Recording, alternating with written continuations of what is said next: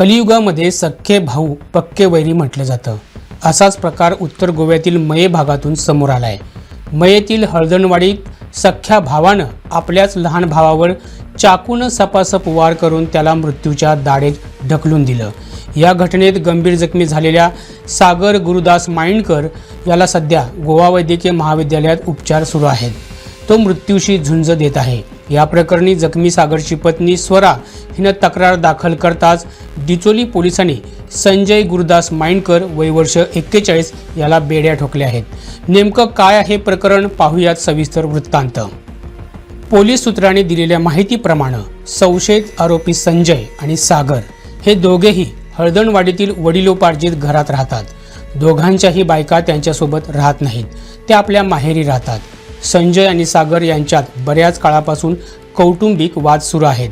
याच वादाचं रूपांतर रविवार 29 मार्च रोजी रात्री 9:30 वाजण्याच्या सुमारास जीवघेण्या हल्ल्यात झालं। संजय रात्री 9:30 वाजता घरी आला तेव्हा घरात सागर दरवाजा बंद करून बसला होता। संजय दरवाजा वाजवत होता, पण सागरनं दरवाजा उघडण्यास नकार दिला। यातून त्यांच्यात खडाजंगी झाली। भांडण चालू असताना सागरनं दरवाजा उघडला आणि संजय रागाच्या भरात किचनमध्ये गेला।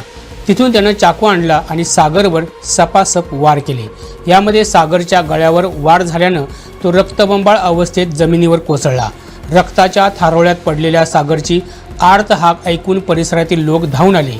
तोपर्यंत संजयनं तिथून पळ काढला होता।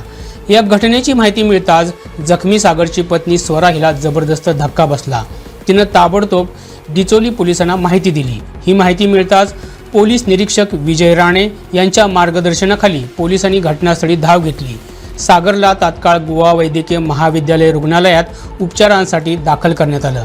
पंचनामा झाल्यानंतर तपासाची चक्र गतिमान करून सोमवारी सकाळी 9:15च्या सुमारास पोलिसांनी संशयित संजय माइंडकरला लपलेल्या ठिकाणावरून अटक केली।